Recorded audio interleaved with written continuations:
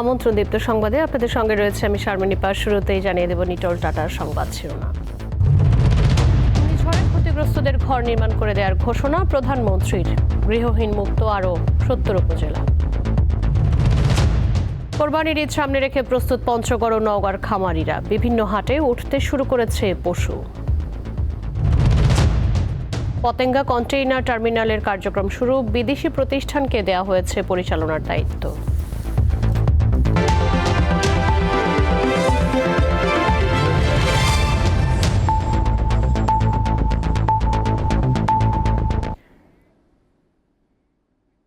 শিরোনাম শুনছেন, এবারে যাব বিস্তারিত খবরে। ঘূর্ণিঝড় রিমালে ক্ষতিগ্রস্তদের ঘরবাড়ি তৈরি করে দেওয়ার ঘোষণা দিলেন প্রধানমন্ত্রী শেখ হাসিনা। সকালে গণভবন থেকে ভিডিও কনফারেন্সের মাধ্যমে আশ্রয়ন ২ প্রকল্পের আওতায় গৃহ ও ভূমিহীন পরিবারকে ১৮,৫৬৬টি বাড়ি হস্তান্তর কার্যক্রমের উদ্বোধন অনুষ্ঠানে তিনি কথা বলেন। একই সঙ্গে ৭০টি উপজেলাকে ভূমি ও গৃহহীন মুক্ত ঘোষণা করা হয়। আশ্রয়ন প্রকল্পের ৬ষ্ঠ ধাপে স্থায়ীভাবে মাথা গোঁজার ঠাঁই হয়েছে ঠিকানাবিহীন লাখো মানুষের। দেশের একজন মানুষও গৃহহীন থাকবে না, প্রধানমন্ত্রীর এমন প্রতিশ্রুতি এখন অনেকটাই সফল। কেননা নতুন করে ৭০টি উপজেলা সহ দেশের ৫৮টি জেলা এবং ৪৬৪টি উপজেলার মানুষের সবার এখন নিজের জমি আর ঘর আছে। আমি এখন চরকচ্ছপি আশ্রয়ন প্রকল্পে মঙ্গলবার গণভবন থেকে ভার্চুয়ালি যুক্ত হয়ে লালমনিরহাট, ভোলা ও কক্সবাজার সহ বিভিন্ন জেলার ১৮,৫৬৬টি পরিবারের মাঝে একটি করে সেমি পাকা ঘরের চাবি সঙ্গে ২ শতক জমির দলিল হস্তান্তর কার্যক্রমের উদ্বোধন করেন প্রধানমন্ত্রী শেখ হাসিনা। একটা আত্মবিশ্বাস, আত্মমর্যাদাবোধ ফিরে। অনুষ্ঠানে প্রধানমন্ত্রী বলেন, আশ্রয়ন প্রকল্পের উপকারভোগীদের মাঝে আত্মবিশ্বাস আর আত্মমর্যাদাবোধ ফিরে এসেছে। প্রাকৃতিক দুর্যোগে ক্ষতিগ্রস্তদের নতুন করে ঘর করে দেওয়ার প্রতিশ্রুতি দেন সরকার প্রধান। ঘূর্ণিঝড় জলোচ্ছ্বাস হয়ে গেল, সেখানে হাজার হাজার মানুষ ক্ষতিগ্রস্ত। ইতিমধ্যেই আমরা কিন্তু তালিকা করেছি কোন কোন এলাকায় কতগুলি ঘর সম্পূর্ণভাবে বিধ্বস্ত হয়েছে, কতগুলি আংশিক বিধ্বস্ত হয়েছে। যেগুলি সম্পূর্ণ ক্ষতিগ্রস্ত তাদেরকে আমরা ঘর তৈরি করে দেব। আংশিক ক্ষতিগ্রস্ত তাদের জন্য আমরা ঘর নির্মাণ উপকরণ দিয়ে সহায়তা করব। বিশ্ব পরিস্থিতির কারণে মূল্যস্ফীতি বেড়েছে উল্লেখ করে অনাবাদি জমি চাষ করা সহ সম্পদের সঠিক ব্যবহারের তাগিদ দেন প্রধানমন্ত্রী। সারা বিশ্বব্যাপী অর্থনৈতিক মন্দা চলছে, মূল্যস্ফীতি বেড়েছে, তারপরেও আমরা আমাদের খাদ্য উৎপাদন যাতে অব্যাহত থাকে, কৃষির জন্য যত রকমের সহযোগিতা দরকার, প্রণোদনা দরকার, ভর্তুকি দরকার, সবই আমরা দিয়ে যাচ্ছি। মানুষের প্রত্যেকটা চাহিদা যাতে যথাযথভাবে মেটে তার ব্যবস্থা করছি। তিনি বলেন, অবৈধভাবে ক্ষমতা দখল করে বিএনপি মানুষকে গণতান্ত্রিক অধিকার থেকে বঞ্চিত করেছে, আর সেবার ব্রত নিয়ে কাজ করছে আওয়ামী লীগ সরকার। আজিজুল ইসলাম, দীপ্ত সংবাদ, ঢাকা। এতদিন যার কোনো ঠিকানা ছিল না, সে মানুষও আঁকছে পরিবর্তনের গল্প। নিজের একটি ঘর কিভাবে জীবনকে বদলে দেয়, আশ্রয়ন প্রকল্পের মানুষগুলো তার নজির। শুধু আশ্রয়ন প্রকল্পের মাধ্যমে দেশের ১৪ লাখের বেশি মানুষ এখন আত্মপরিচয় খুঁজে পেয়েছে। ৮ বছরের এই শিশুটির নাম রিফা, পরে ২য় শ্রেণীতে। নানির সাথে এখানেই থাকে। ১৯৮৮ সালের বন্যায় নদী ভাঙ্গনে সর্বশান্ত হন মঈনুদ্দিন। পরিবার নিয়ে উদ্বাস্তু মানুষটি ৮০ বছর বয়সে পেয়েছেন নিজেদের ঘর। ৯০ বছরের স্বামীহারা করিমনও এখন ঘরের মালিক। ভাতা বাড়াইছে, এরা বাবা ১৮০০ করে দিবেন লাগছে। নামাজ বসেও দোয়া করি, মা ভালো ভালো থাক, যুগ যুগ বাঁচি থাক, আরো দুনিয়ার বাঁচি থাক, আরো দান করবে, আরো আমার আত্মা ঠান্ডা হবে। বাড়ি ঘর পাকা হয়েছে, এটা তো একটা পরিবেশ তো ভালো হয়েছে। ছেলেকে বিয়ে দিছি, মেয়েকে বিয়ে দিছি এইখান থেকে। ধর বৃষ্টি আসলে আমার দুঃখ নাই, কষ্ট নাই, কত আরামে আমার ঘুম পারি। লালমনিরহাটের আদিতমারি উপজেলার এই আশ্রয়ন প্রকল্প শুধু নয়, ১৯৯৭ থেকে ২০২৪ সাল পর্যন্ত গড়ে ওঠা আশ্রয়ন প্রকল্পের প্রতিটি ঘর বদলে যাওয়া দিনের স্মারক। সেলাই মেশিনে শুধু সুই সুতো নয়, স্বপ্ন বোনেন কেউ। এক টুকরো জায়গায় কেউ ফলান সবজি, কেউ ফল, কেউ করেন বিকল্প জীবিকার খোঁজ। আমি আগে পুরাতন গাড়িতে ঝালমুড়ি বিক্রি করতাম, এখন ওইটা চেঞ্জ করে আবার নতুন করে শুরু করতেছি। আমাকে আরডিএস অফিস থেকেই কাজ শিখাইছে 1 বছর, আবার আমাকে কাজ শিখি মেশিনও দিছে। কৃষি সম্প্রসারণ অধিদপ্তর থেকে বিনামূল্যে সবজি ও ফলের বীজ দেয়া হয়। আছে কর্মসংস্থানের জন্য প্রশিক্ষণ নেওয়ার সুযোগ। তারা যারা সক্ষম তাদের কিন্তু কিছু কিছু প্রশিক্ষণ, কিছু কিছু বিভাগের প্রশিক্ষণে, যেমন যুব উন্নয়ন, তারপর সমাজসেবা সহ অন্যান্য যে মহিলা বিষয় অধিদপ্তর, এইসব প্রশিক্ষণে আমরা যুক্ত করেছি। আমাদের যে প্রতি জমিতে সবজি চাষ সহ অন্যান্য যে কার্যক্রম সেটি চলমান আছে। শুধু আশ্রয়ণ প্রকল্পের মাধ্যমে 5,82,000 পরিবারকে ঘর দিয়েছে সরকার। এখন বঙ্গবন্ধুর ক্ষুধা ও দারিদ্র্যমুক্ত স্বপ্নের সোনার বাংলাদেশ গড়তে এই মানুষগুলোকে আত্ম উন্নয়নের সুযোগ তৈরি করতে দরকার প্রশিক্ষণ। এর মধ্য দিয়েই উপকৃত হবে দেশ ও জাতি। মাহমুদ শাওন, দীপ্ত সংবাদ, লালমনিরহাট। আওয়ামী লীগ সভাপতি শেখ হাসিনার কারামুক্তি দিবস আজ। 2008 সালের এই দিনে সংসদ ভবন চত্বরে তৎকালীন তত্ত্বাবধায়ক সরকারের স্থাপিত বিশেষ কারাগারে দীর্ঘ 11 মাস কারাভোগের পর মুক্তি লাভ করেন তিনি। 1/11 অগণতান্ত্রিক তত্ত্বাবধায়ক সরকারের সময় বিভিন্ন ভিত্তিহীন মিথ্যা বানোয়াট, হয়রানি ও ষড়যন্ত্রমূলক মামলায় 2007 সালের 16 জুলাই বঙ্গবন্ধু তনোয়ার শেখ হাসিনাকে গ্রেফতার করা হয়। কারাগারে থাকাকালে শেখ হাসিনা গুরুতর অসুস্থ হয়ে পড়েন। সে সময় চিকিৎসার জন্য জাতীয় ও আন্তর্জাতিকভাবে তার মুক্তির জোরালো দাবি ওঠে। আওয়ামী লীগ সহ অন্যান্য সহযোগী সংগঠন ও গণতন্ত্র প্রত্যাশী দেশবাসীর অপ্রতিরোধ্য আন্দোলনের প্রেক্ষিতে তৎকালীন তত্ত্বাবধায়ক সরকার শেখ হাসিনাকে মুক্তি দিতে বাধ্য হন। তার মুক্তির মধ্য দিয়ে দেশের মানুষের গণতান্ত্রিক অধিকার ফিরে আসে।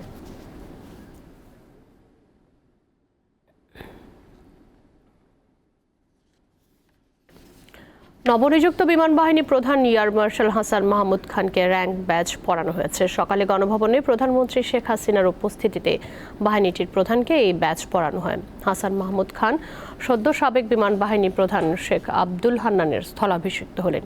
1986 সালের 15 জুন বাংলাদেশ বিমান বাহিনীর জিডি শাখায় কমিশন পাওয়া হাসান মাহমুদ খান তার কর্মজীবনে বিমান বাহিনীর বিভিন্ন কমান্ড, স্টাফ ও প্রশিক্ষকের দায়িত্ব পালন করেন।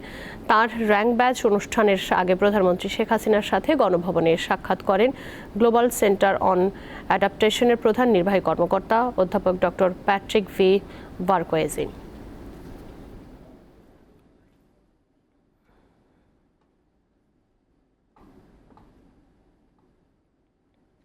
সেনাবাহিনীর প্রধান হিসেবে নিয়োগ পেয়েছেন লেফটেন্যান্ট জেনারেল ওয়াকারুজ্জামান। আগামী 23 জুন থেকে সেনাপ্রধান হিসেবে দায়িত্ব পালন করবেন তিনি। সকালে আন্তঃবাহিনী জনসংযোগ পরিদপ্তর ISPR এর সংবাদ বিজ্ঞপ্তিতে এ তথ্য জানানো হয়। এতে বলা হয়, ওয়াকারুজ্জামানকে জেনারেল পদবিতে পদোন্নতি প্রদানপূর্বক 3 বছরের জন্য সেনাবাহিনীর প্রধান পদে নিয়োগ দেওয়া হয়েছে। বর্তমানে সেনাবাহিনীর চিফ অফ জেনারেল স্টাফ হিসেবে দায়িত্ব পালন করছেন তিনি। বর্তমান সেনাপ্রধান জেনারেল SM শফিউদ্দিন আহমেদের স্থলাভিষিক্ত হবেন ওয়াকারুজ্জামান।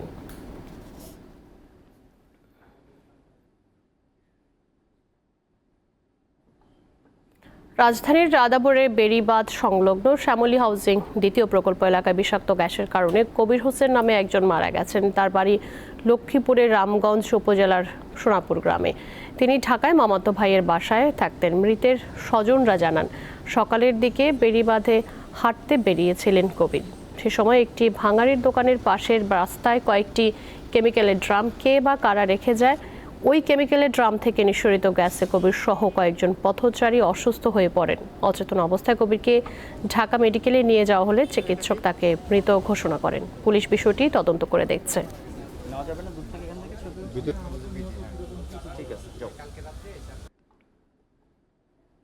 সংসদ সদস্য আনোয়ারুল আজিম আনার হত্যার তদন্ত কাজ চলছে। সেই তদন্ত শেষ হলেই সবকিছু জানা যাবে বলে মন্তব্য করেছেন স্বরাষ্ট্রমন্ত্রী আসাদুজ্জামান খান কামাল। দুপুরে রাজারবাগ পুলিশ লাইন্সে হাইওয়ে পুলিশের প্রতিষ্ঠা বার্ষিকীর অনুষ্ঠান শেষে সাংবাদিকদের প্রশ্নের জবাবে তিনি কথা বলেন। পুলিশের গুলিতে পুলিশ নিহতের প্রসঙ্গে আইজিপি জানান, অভিযুক্ত কাউসারের মানসিক অসুস্থতার বিষয় ডিপার্টমেন্টের জানা থাকলেও চিকিৎসকের সনদ থাকায় তাকে ডিউটিতে রাখা হয়। দুর্নীতি করে পুলিশ বাহিনীতে কারো ছাড় পাওয়ার রেকর্ড নেই বলেও উল্লেখ করেন আইজিপি।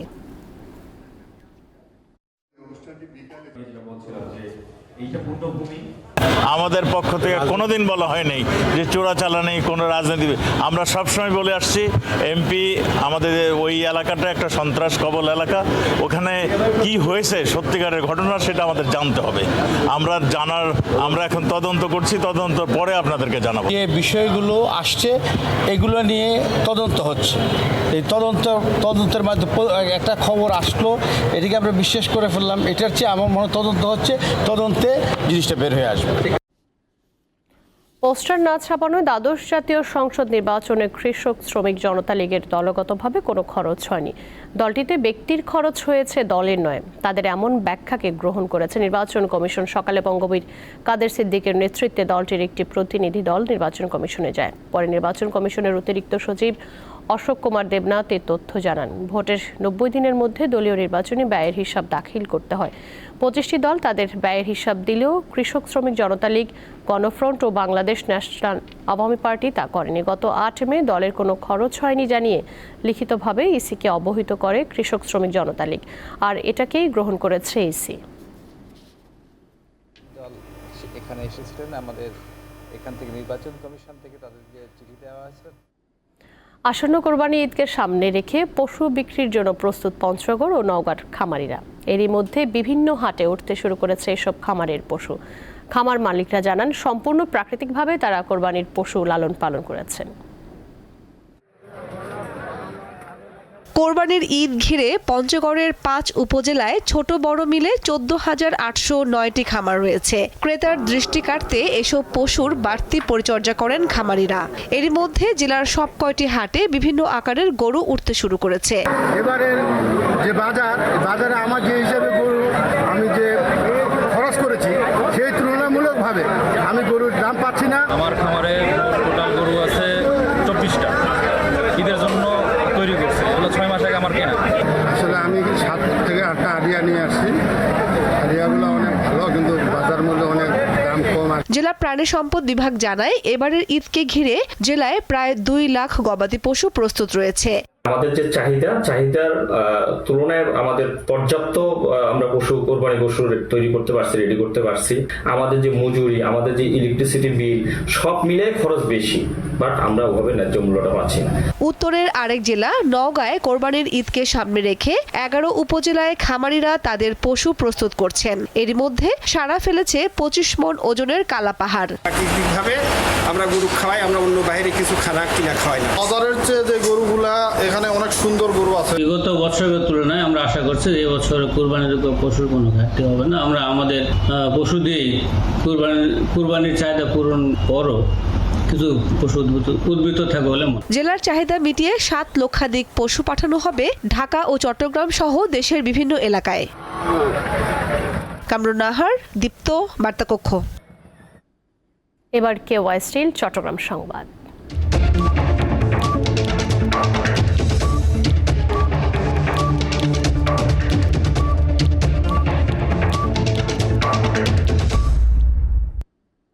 যাত্রা শুরু করেছে চট্টগ্রাম বন্দরের নতুন পতেঙ্গা কন্টেইনার টার্মিনাল পিসিটি।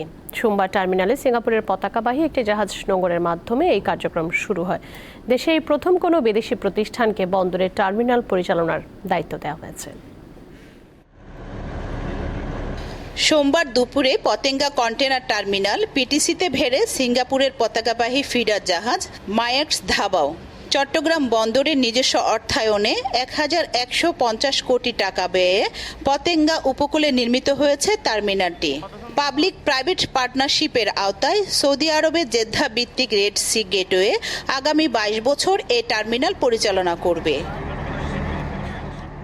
পিটিসিতে 3টি কন্টেইনার ও একটি তেল খালাসের জেটি রয়েছে। একসঙ্গে 4টি জাহাজ ভিড়তে পারবে, ফলে বন্দরের বহিনোঙ্গরে জাহাজের চাপ কমে যাওয়ার পাশাপাশি পণ্য খালাসের অপেক্ষায় জাহাজকে দীর্ঘদিন বসে থাকতে হবে না। চট্টগ্রাম বন্দরের ইতিহাসে পিটিসি প্রথম কোনো টার্মিনাল যেটি পরিচালনা করছে বিদেশি কোম্পানি। বিদেশি বড় বড় গ্লোবাল পার্টনারদের সাথে আমরা একসাথে কাজ করব এবং তাতে করে সার্বিকভাবে বাংলাদেশের যে অর্থনৈতিক উন্নয়ন সেটা আরও অনেক গুণ বেড়ে যাবে। আমাদের অনেক কর্মসংস্থানের ব্যবস্থা হবে এবং নতুন প্রযুক্তি এখানে আসছে, ইতিমধ্যে লক্ষ্য করেছেন আরও প্রযুক্তি আসতেছে। শর্ত অনুযায়ী পিটিসির জন্য প্রয়োজনীয় সব সরঞ্জাম সংগ্রহ করবে সৌদি প্রতিষ্ঠানটি। এতে নির্দিষ্ট হারে চার্জ পাবে বন্দর কর্তৃপক্ষ। বাংলাদেশের অর্থনীতিতে এবং বৈশ্বিক লজিস্টিক চেইনে চট্টগ্রাম বন্দরের কেন্দ্রীয় ভূমিকা বাড়াতে আমরা অবদান রাখতে চাই। এই সুযোগ দেওয়ার জন্য আমরা বাংলাদেশ সরকার, বন্দর কর্তৃপক্ষ, এনবিআর, কাস্টমস এবং আমাদের দীর্ঘ সময়ের ব্যবসায়িক অংশীদার মায়ার্সকে ধন্যবাদ ও আন্তরিক কৃতজ্ঞতা জানাই। পিটিসির মধ্য দিয়ে দীর্ঘ প্রায় 18 বছর পর নতুন কন্টেইনার টার্মিনাল পেল চট্টগ্রাম বন্দর। এর আগে নিউমোরিং কন্টেইনার টার্মিনাল এনসিটি নির্মিত হয়েছিল 2006 সালে। রুনা আনসারি, দীপ্ত সংবাদ, চট্টগ্রাম। বঙ্গবন্ধুর স্বপ্নের সোনার বাংলা গড়তে মৎস্য প্রাণী সম্পদ খাতকে সমৃদ্ধ করার কোনো বিকল্প নেই বলে মন্তব্য করেছেন মৎস্য প্রাণী সম্পদ মন্ত্রী আব্দুর রহমান। সকালে বঙ্গবন্ধু আন্তর্জাতিক সম্মেলন কেন্দ্রে ওয়ার্ল্ড ফিশ বাংলাদেশ আয়োজিত এক অনুষ্ঠানে মন্ত্রী জানান, আর্টেমিয়া মৎস্য খাদ্যের একটি গুরুত্বপূর্ণ উপাদান, যা উৎপাদনের মাধ্যমে মাছের উৎপাদন বাড়াতে কাজ করছে সরকার। এছাড়া আর্টেমিয়া উৎপাদনের মাধ্যমে বৈদেশিক মুদ্রা অর্জনে গবেষণা চলছে। অনুষ্ঠানে মৎস্য প্রাণী সম্পদ মন্ত্রণালয়ের সচিব সাইদ মাহমুদ বেলাল হায়দর এবং ইউরোপীয় ইউনিয়নের রাষ্ট্রদূত চার্লস হোয়াইটলি উপস্থিত ছিলেন।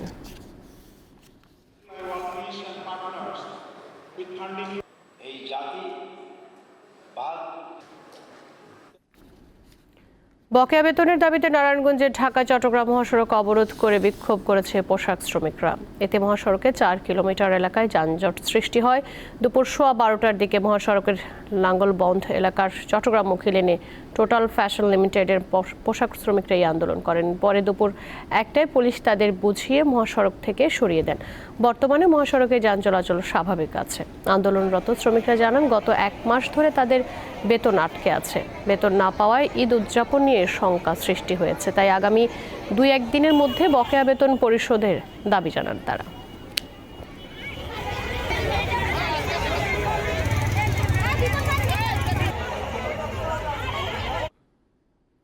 এবার জানিয়ে দেব আন্তর্জাতিক প্রসঙ্গ। যুক্তরাষ্ট্রের প্রেসিডেন্ট জো বাইডেনের দেয়া ফিলিস্তিনের গাজায় যুদ্ধবিরতির প্রস্তাব জাতিসংঘের নিরাপত্তা পরিষদে পাশ হয়েছে। 15 সদস্যের মধ্যে প্রস্তাবের পক্ষে ভোট পড়েছে 14টি। কেবল রাশিয়া ভোট দেয়া থেকে বিরত থাকে। স্থানীয় সময় সোমবার প্রস্তাবটির ওপর নিরাপত্তা পরিষদে ভোটাভুটি হয়। গত 31 মে গাজায় 3 ধাপে যুদ্ধবিরতি কার্যকরের এই প্রস্তাব দেন প্রেসিডেন্ট বাইডেন। নিরাপত্তা পরিষদে পাশ হওয়া যুদ্ধবিরতির প্রস্তাবকে স্বাগত জানিয়েছে ফিলিস্তিনের স্বাধীনতাকামী সংগঠন হামাস। এক বিবৃতিতে কিভাবে যুদ্ধবিরতির শর্তগুলো বাস্তবায়ন করা যায় সে বিষয়ে মধ্যস্থতাকারীদের সঙ্গে কাজ করার সদিচ্ছার কথা জানিয়েছেন সংগঠনটি। তবে নিরাপত্তা পরিষদে পাশ হওয়া যুদ্ধবিরতির প্রস্তাব নিয়ে তাৎক্ষণিক কোনো মন্তব্য করেনি ইসরায়েল। এবারে জানিয়ে দেব খেলার খবর। 2026 বিশ্বকাপ ফুটবল বাছাই নিজেদের শেষ ম্যাচে রাত 10টায় লেবাননের মুখোমুখি হবে বাংলাদেশ। আই গ্রুপে 5 ম্যাচ শেষে ঝুড়িতে মাত্র 1 পয়েন্ট জামাল ভুঁইয়াদের। তাই লেবাননের বিপক্ষে এই ম্যাচ শুধুই নিরাময় রক্ষার। বাংলাদেশ ও লেবানন ফিফা র্যাঙ্কিংয়ে 2 দলই রয়েছে 100-র উপরে। মাঠের পারফরমেন্সেও খুব একটা পার্থক্য নেই তাদের। 2026 বিশ্বকাপ ফুটবল বাছাইয়ের 1 পয়েন্ট পেয়েছে লাল সবুজরা, সেটা লেবাননের বিপক্ষেই। গত বছরের 21 নভেম্বর ঢাকায় 1-1 গোলে ড্র হয়েছিল ম্যাচটি। বড় চ্যালেঞ্জ আছে Lebanon. So last few days আমরা অ্যানালাইজ করছি। আমরা সবাই একটা বিশ্বাস আছে যে আমরা এই নেক্সট ম্যাচ আমরা 3 পয়েন্ট নিতে পারি। আই গ্রুপে 5 ম্যাচ শেষে জিকো মিতুল মারমারা হজম করেছে 16 গোল। লেবাননের জালে একবার বল জড়ানোয় গোল ব্যবধান দাঁড়িয়েছে 15। অন্যদিকে লেবানিজদের অবস্থা কিছুটা ভিন্ন। দ্য টাইগার্সের সমান 5 ম্যাচ খেলে তাদের ড্র 3টি। তাতে ঝুলিতে জমা পড়েছে 3 পয়েন্ট। বাংলাদেশ ছাড়াও ফিলিস্তিনের সঙ্গে 2 লেগে গোল শূন্য ড্র করেছে তারা। লেবাননের যুদ্ধ ও অন্যান্য রাজনৈতিক সমস্যার কারণে নিরপেক্ষ ভেন্যু হিসাবে কাতারকে ঠিক করেছে ফিফা। গত মার্চের উইন্ডোতে ফিলিস্তিনের বিপক্ষে কুয়েতে ম্যাচ খেলেছে বাংলাদেশ। এবার লেবাননের বিপক্ষে ম্যাচ খেলবে কাতারে। তাও 2022 কাতার বিশ্বকাপের উদ্বোধনী ম্যাচের ভেন্যু খলিফা আন্তর্জাতিক স্টেডিয়ামে। মধ্যপ্রাচ্যের দেশটিতে একাধিক ম্যাচ খেলার অভিজ্ঞতা থাকায় অন্তত আরও 1টি পয়েন্টের আশা করছে হেভিয়ার কাবরেরা শিষ্যরা। মোহাম্মদ হাসিব, দীপ্ত স্পোর্টস। এবারে টি-20 বিশ্বকাপ প্রসঙ্গ। সাউথ আফ্রিকার বিপক্ষে 4 রানে হারের জন্য নিজের আউটকে টার্নিং পয়েন্ট হিসেবে দেখেন tiger batter Towhid Hridoy. Low scoring ম্যাচে প্রতিটি রানের গুরুত্ব উপলব্ধি করে সিদ্ধান্ত নিতে আম্পায়ারদের প্রতি অনুরোধ তার। তবে এই হারে হতাশ নন দেশের ক্রিকেট ভক্তরা। আরও একটি ব্যাটিং ব্যর্থতা, আরও একবার ম্যাচ শেষে মাথা নিচু করে ফিরে আসা বাংলাদেশ দলের। সাউথ আফ্রিকার বিপক্ষে দুর্দান্ত বোলিংয়ের পরও শেষ রক্ষা হলো না। তরুণ তানজিম সাকিবের আকন ঝরা পেসে প্রথম পাওয়ার প্লেতেই পুড়তে থাকে প্রোটিয়া ব্যাটিং। সাথে তাসকিন, মুস্তাফিজ আর মাহমুদুল্লাহর কিপটে বোলিংয়ে মাত্র 113 রানের পুঁজি পায় সাউথ আফ্রিকা। সেটিকেও পাহাড় সমান বানিয়েছেন লিটন, শান্ত, সাকিবরা। তবে এরপরও ম্যাচেই ছিল বাংলাদেশ। কয়েকটি জায়গায় ভাগ্যের দোষেই হার মানতে হয়েছে বাংলাদেশকে। আম্পায়ারদের অনেকগুলো কঠোর সিদ্ধান্তের মধ্যে আম্পায়ার্স কলে নিজের আউটকেই ম্যাচের টার্নিং পয়েন্ট বলে মনে করেন middle order batter Towhid Hridoy. Match হেরে গিয়েছি আমার আউটে। আমি যদি ওখানে খেলাটা ফিনিশ করতাম তাহলে ম্যাচটা হারতাম না। তারা তো অনেক আগেই আউট হয়ে গেছে, আমি তো লাস্ট পর্যন্ত ছিলাম ওখানে। তো আমার কাছে যেটা মনে হয়েছে যে যদি আজকের খেলাটা আমি পারতাম জিতাইতে, তো আমি আউট হয়ে গেছি, পারিনি, দ্যাটস ইট। সবকিছুকে খেলার অংশ ধরে নিয়ে আম্পায়ারদের আরেকটু নমনীয় হওয়ার অনুরোধ তার। ওই সময় ওই 4টা রান অনেক ইম্পর্টেন্ট ছিল আমাদের জন্য, এবং আমি মনে করি যে আম্পায়ার কল দিয়েছে, আম্পায়ার কল দিতেই পারে, ওরাও মানুষ ভুল হতেই পারে, কিন্তু আমাদের আরও 2-1টা ওয়াইড ছিল যেগুলো ওয়াইড দেয়নি। তো এরকম ভেন্যুতে খেলা যেখানে রান হচ্ছে, লো স্কোরিং ম্যাচ, সেই জায়গায় 1-2টা রান অনেক বড় ফ্যাক্ট। অবশ্য জিততে জিততে হেরে যাওয়া ম্যাচ নিয়েও স্বপ্ন বিসর্জন দিচ্ছেন না দেশের ক্রিকেট অনুরাগীরা। তাদের হতাশা শান্ত, সৌম্য, লিটনদের ব্যাটিং নিয়ে। ব্যাটসম্যানদের উপর অনেকটা এক্সপেকটেশন ছিল যে আমরা এই জয়টা ছিনিয়ে নিব, যেহেতু লো স্কোরের ম্যাচ ছিল। আমরা একটু হতাশ হয়েছি, তারপরও এখনো আমাদের আশা এখনো আছে। বাংলাদেশ এরকম প্রতিবারে আঙ্গুলে নিরাশ করে, এবার আর কি করব, এবারও সেই নিরাশ। সাউথ আফ্রিকার মতো এত বড় দলের সাথে একটু কন্ট্রাস্ট করে হেরে যাওয়াটা ঠিক আছে, মনে করবো ঠিক আছে, ইনশাল্লাহ ভালো কিছু হবে সামনে। এখনো ডি গ্রুপের পয়েন্ট টেবিলের দ্বিতীয় স্থানেই আছে বাংলাদেশ। টানা 3 ম্যাচ জয়ী প্রোটিয়াদের সুপার 8 অনেকটাই নিশ্চিত। 13 জুন বাংলাদেশের প্রতিপক্ষ টেবিলের তৃতীয় স্থানে থাকা নেদারল্যান্ডস। তৌসিয়া ইসলাম, দীপ্ত স্পোর্টস। বিশ্বকাপে টিকে থাকার লড়াইয়ে নেপালের মুখোমুখি হবে শ্রীলঙ্কা। ম্যাচ শুরু বুধবার সকাল 5:30টায়। আরেক ম্যাচে সকাল 6:30টায় সুপার 8 নিশ্চিত করতে নামিবিয়ার বিপক্ষে খেলবে অস্ট্রেলিয়া। আর মঙ্গলবার রাত 8:30টায় কানাডার প্রতিপক্ষ পাকিস্তান। শ্রীলঙ্কা আর নেপালের ম্যাচটা যে খুব বেশি আলো ছড়াবে না তা মোটামুটি নিশ্চিত। তারপরও এই ম্যাচের দিকে তাকিয়ে থাকবে টাইগার ভক্তরা। সাউথ আফ্রিকা আর বাংলাদেশের কাছে হেরে সুপার 8-এর পথটা বেশ কঠিন হয়ে গেছে লঙ্কানদের। এখন নেপালের বিপক্ষে জিতে সেই স্বপ্নটা বাঁচিয়ে রাখতে চাইবে হাসারাঙ্গা মেন্ডিসরা। অন্যদিকে 2 ম্যাচ খেলে এখনও জয়ের দেখা পায়নি নেপাল। বি গ্রুপে এখন পর্যন্ত 2 ম্যাচের দুটোতেই জিতে সুপার 8-এর দিকে এক পা বাড়িয়ে রেখেছে অস্ট্রেলিয়া। এবার মিচেল মার্শ বাহিনীর সামনে টানা তৃতীয় জয়ের হাতছানি, যেখানে তাদের প্রতিপক্ষ নামিবিয়া। অবশ্য প্রথম ম্যাচেই ওমানকে হারিয়ে নামিবিয়া চমক দেখিয়েছে, তাই তাদের হালকা করে দেখার সুযোগ নেই অজি সেনাদের।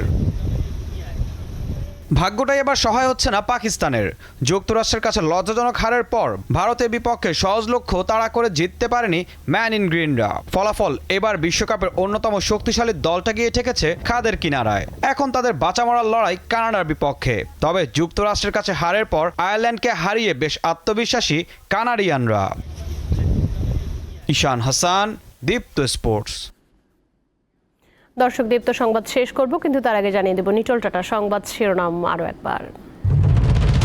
ঘূর্ণিঝড়ে ক্ষতিগ্রস্তদের ঘর নির্মাণ করে দেওয়ার ঘোষণা প্রধানমন্ত্রীর। গৃহহীন মুক্ত আরও 70 উপজেলা। কোরবানির ঈদ সামনে রেখে প্রস্তুত পঞ্চগড় ও নওগাঁর খামারিরা। বিভিন্ন হাটে উঠতে শুরু করেছে পশু। পতেঙ্গা কন্টেইনার টার্মিনালের কার্যক্রম শুরু। বিদেশি প্রতিষ্ঠানকে দেওয়া হয়েছে পরিচালনার দায়িত্ব।